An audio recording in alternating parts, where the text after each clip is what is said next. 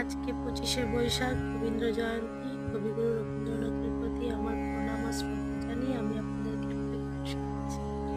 তুমি কেমন করে গান করো এ গুণী, আমি অবাক হয়ে শুনি, কেবল শুনি